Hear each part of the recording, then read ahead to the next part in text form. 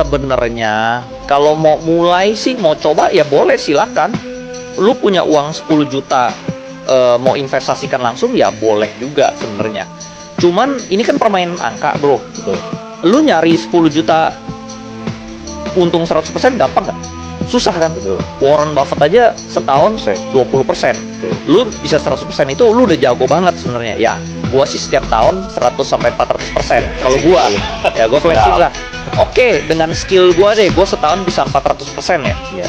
Lu 10 juta, 400% itu 40 juta. Betul. Setahun 40 juta. Nggak Gua nggak bisa, apa-apa. jujur gua nggak bisa Iya. hidup. Betul. Gua nggak bisa hidup. Betul.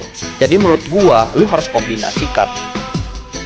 Lu boleh belajar investasi sembari lu bekerja supaya lu dapet power. Ya lu buat injek duit. Kecuali duit lu udah 500 juta sampai 1 M, ya udah lu mau jadi full time investor boleh. Tapi selama lu belum punya buying power 500 juta sampai 1 miliar, lu harus kombinasikan ini sembari kerja. Oke.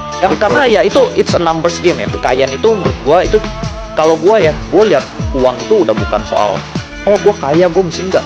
Gue liat uang itu cuman angka, bro. Betul. Gue udah nggak lihat. Gue kayak misalnya gue masuk saham, ya masuk 50M, 100M, 20M, udah nggak ada feeling. Bener. Turun 1M, cut loss 1M doang, udah bodo amat, bro. Udah nggak ada rasa, karena gue udah lihat itu angka. Pas dia IPO, kita harus tahu nih, barang yang dibuang ke market berapa banyak. Oke. Gitu loh. Pertama dari pooling itu berapa banyak. Biasa pooling itu 20%. 20 tergantung kelas besar apa kelas kecil ya. Bisa 10%, bisa 20% atau 20M. Kalau kelas kecil biasa sekitar 20-an M. Oke. Nah, tinggal hitung itu sama hitung yang allotment. Oke. Allotmentnya dibeli sama holder jangka panjang atau dibelinya sama jangka pendek. Oke. Karena yang holder ini bahaya nih, yang dari fixed allotment ini. Ya. Gitu. Contohnya waktu itu di CBDK ya, yang anak perusahaannya Pantai Indah Kapuk, itu kan dia naik 4 hari, terus udah gitu kan longsor, Ya. terjun. Nah, Ya. itu karena yang fixed allotment tuh jualan. Oh. Itu cara mengetahuinya, holdernya seperti apa tuh? Kalau saya cari tahu, ini fixed allotment-nya itu pembeli siaganya itu siapa? Dari pihak owner atau pihak luar? Nah, kalau pihak luar, hati-hati. hati-hati. Kalau Nah, pihak CBDK dalam itu baru- pihak luar. Nah, kalau Oh. CDIA pihak dalam. Oke. Atau nggak di lock. Kalau di lock tuh juga aman. Oke. Yang bahaya itu kalau pihak luar yang tidak di lock. Nah, dia pasti, kebanyakan orang itu, 99 orang itu tergiur sama uang. Begitu dia udah duitnya, dia fixed allotment taruh misalnya 50M, Ya. udah jadi 100M, tergiur dong, jual. Itu yang bikin harga turun. Selama nggak ada yang jual, saham ini bakal naik terus. Kalau ada yang jual, dia turun. Cuman itu doang saya basicnya. Saya nggak tarik garis, nggak teknikal, nggak. Saham-saham yang ada market makernya itu hancurnya paling belakangan. Karena ada kepentingan yang harus dijaga.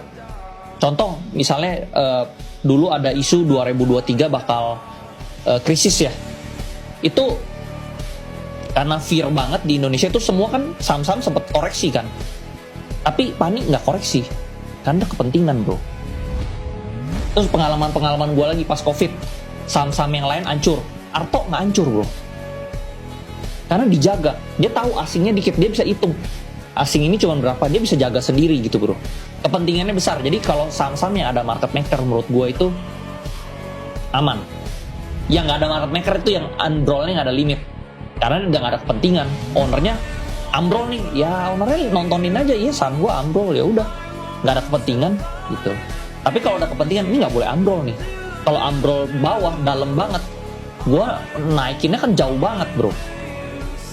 Gitu. Jadi yang ada kepentingan biasanya koreksinya nggak dalam. Kalau uang ini gue pakai buat beli rumah, gue cash gitu ya, bro ya, gue mungkin sekarang lebih miskin, bro.